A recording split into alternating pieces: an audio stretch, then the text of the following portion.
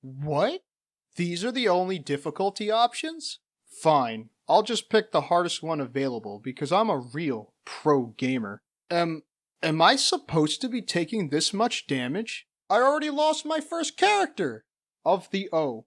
That was the first level.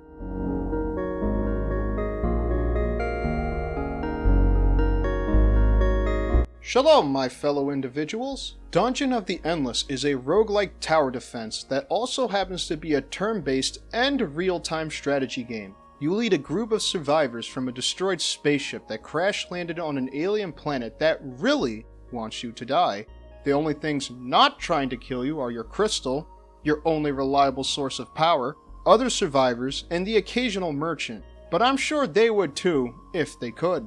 It's also very challenging. Prepare to get taken for a ride, because this isn't something where you can just turn off your brain and mindlessly go through it. Every decision you make in the heat of the moment will have lasting consequences, and you better be ready to deal with them. When a unit dies, they're gone forever. There's no bringing them back. If all of your characters die, it's game over. If your crystal gets destroyed, it's game over. And if that wasn't enough, there's also random events to help spice things up. I really came to appreciate the breaks between levels, a calm before the storm kind of thing.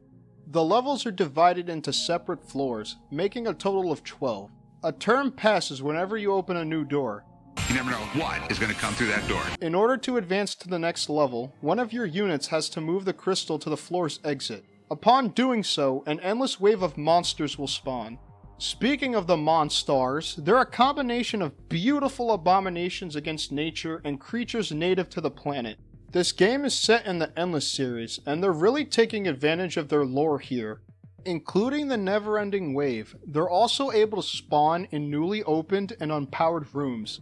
And let me tell you, these things are vicious. Anything that was a step above the typical cannon fodder filled me with a sense of dread. I don't think I can tell you what's the worst enemy in this game, because they're all deadly under the right circumstances. Some of them prioritize attacking your characters, others may prefer to go after your constructed objects or your crystal. You have 4 expendable resources. Industry, for constructing this game's version of towers, called modules. Science, for researching new things. Food is used to heal, level up, and recruit units. And dust, for powering up rooms. All of these resources are also used to buy items from traveling merchants. The modules are broken up into 2 categories, major and minor. Adding to the difficulty, you can't build as many as you want, wherever you want. Major modules can only be built in rooms with a large square, while the minor ones can only be built on those small circle thingies. You have the staples of any tower defense here, with modules that damage, slow down, and poison the enemies. But there are also some cool ones to make things more interesting. That one turret that stacks damage based on how much science you have is pretty cool. Some of them affect the room they're placed in, others affect the entire floor. You're able to make some good strategies with them. Dastardly things such as slowing down enemies while they get poisoned, softening them up before they enter Flavor Town. I think it's time I finally talked about what sets this game apart from other tower defenses. The characters. I love the character design. Each of them have their own personality and backstory. They're also visually distinct from each other, making it easy to tell who's who at a glance. They're a mix of the spaceship's crew and prisoners, as well as some of the planet's natives. Depending on which ones you have, they'll even interact with each other between levels. Not a lot of games can say they have a Scaly, a Daddy, a Mommy, and even a couple mecha. Get that out of here, we don't talk about that. They all have their own stats and skills. Active skills can be activated, and passive skills are exactly what they say on the tin. You can give them items to increase their stats, but for those extra layers of strategy, not everyone can use the same things, and everyone can only equip a set number of items. In my opinion, none of the characters are bad or useless. There were times where I wanted to get one over another, but you are better off having someone rather than no one. The worst thing I can say about any of them is that they fill a certain niche better than others. Some are better for scouting, bunkering down at some sort of checkpoint, or getting you more resources. And then there's the one, the only, the god among mortals, Chef Nanner. He has a skill that damages every monster on the floor, and it has a chance of giving you dust, which is the most important resource in the game. Praise be to our Lord and Savior. May your kitchen utensils never falter. Similar to the modules, you can pull off some cool strategies depending on which characters you use. Similar to real life, the criminals in this game are more effective when they're in a group, so don't be afraid to fill your team up with crime lords to min-max that damage. I've got to say that for such a small game, I think a lot of work was put into making sure that all of the mechanics interact well with each other. There's an old saying, manus manum levat, the hand washes the other hand. Individually, you can already do a lot with your modules and units, but you'll get the best results when you put them together. For example, crew members boost the defense of other crew members. Combine them with the module that increases defense, and you've got a very strong choke point. In addition, even though Dungeon of the Endless has a lot of buzzwords to describe it, everything here comes off as being there because it services the gameplay, not because the developers were trying to meet some kind of checklist.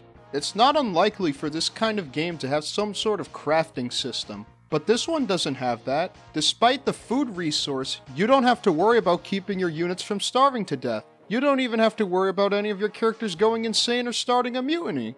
Another thing I wanted to talk about, a player may not care too much for, but I think other programmers and game developers will appreciate it. I think the people that made this game might be geniuses. Notice that no matter where I click on in the room, the units refuse to move.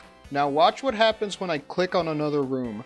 See? Now they move! Alright, in case you think I'm having a stroke, I'm going to do my best to explain what's happening. In any convenient game that lets you control multiple characters, when you select and move them, they move in a group. You have to program that, and believe me, it's not easy. You ever play a game and see the AI get stuck on a part of the terrain? Because where you can move your units in Dungeon of the Endless is restricted, the player, and probably the developers too, don't have to worry about those problems at all. Furthermore, I think the game handles risk and reward very well. You have to be willing to gamble here. Since your resources transfer to the next floor, should you attempt to leave now or stay longer to gather more resources and get more research done? But remember, the more rooms you open, the more monsters will spawn. The more monsters, the higher the chance you have at failing. Do you spend your food to level up one of your units, making them stronger and giving them new skills? Or should you save it to spam healing in a pinch?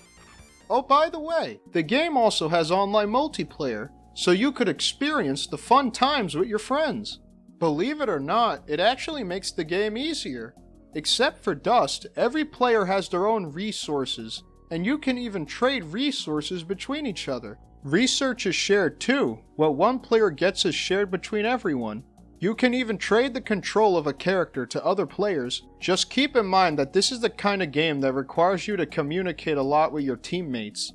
Okay, I've gone far enough without talking about this game's art. I know that some people hate it, but I enjoy pixel art. Now, I'm not one of those people with a fancy art degree, good at drawing, or self-diagnosed with depression, so I'm not qualified to talk about art, but I'm going to do my best. Here's what I have to say about the art in Dungeon of the Endless. I like it. Plus, look at these environments. There is a story here. And something else, not just a game. These would have taken center stage. Something else would have been about a bunch of characters trying to figure out the secret of this dungeon. Who built this? Why is it here? And what happened to the original creators? All of that is in the background for Dungeon of the Endless. Can we also talk about how moist the soundtrack is? The title theme isn't spooky and ominous for no good reason. It really tells you what you're getting into.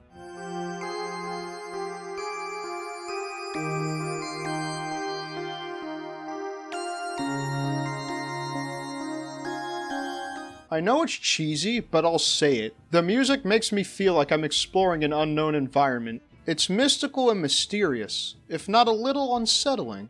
I've heard that some people love to listen to music from the Silent Hill games when they go for a walk. Well, how about the next time you go for a walk, you give this game's music a try? As for my problems with Dungeon of the Endless, I don't have many, and the ones I do have I think could be considered nitpicks. I think a game goes on for a floor or two longer than it should.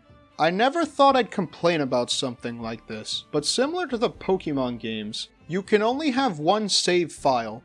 That means if you have a run that's going well, but you want to do another one where you experiment or use one of the other escape pods, you have to delete that save where you're doing good. Also, when you're able to recruit a unit, I wish the game told you what their current stats and abilities are. I don't want to look up a wiki or a guide to find that out. I don't understand the reasoning for this decision. If the developers wanted the player to feel suspense by not knowing what they're getting, then why do items tell you exactly what they do and show you their stats before you buy them? Why can't the same thing be done for recruiting? With all that said, I think Dungeon of the Endless is a solid game with fantastic art and music. At first glance, it might not look like it has a lot going on, but it's surprisingly deep. It knows exactly what it wants to be, nothing more and nothing less. I highly recommend giving the game a chance. By the way, at the time of this video, I could never beat it on easy with the regular escape pod. If you're interested in taking on a personal challenge, prove that you're better than me and succeed where I have failed. And I love the premise. Your foe is unyielding, and you will face increasingly difficult odds. You are seen as nothing more than a disease to be eradicated. You're going through hell, and every demon has it out for you. Every loss is deep.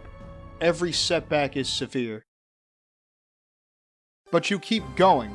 You keep persevering until you make the world understand that you won't be pushed around, that you won't be held back. You will adapt, you will survive, you will overcome.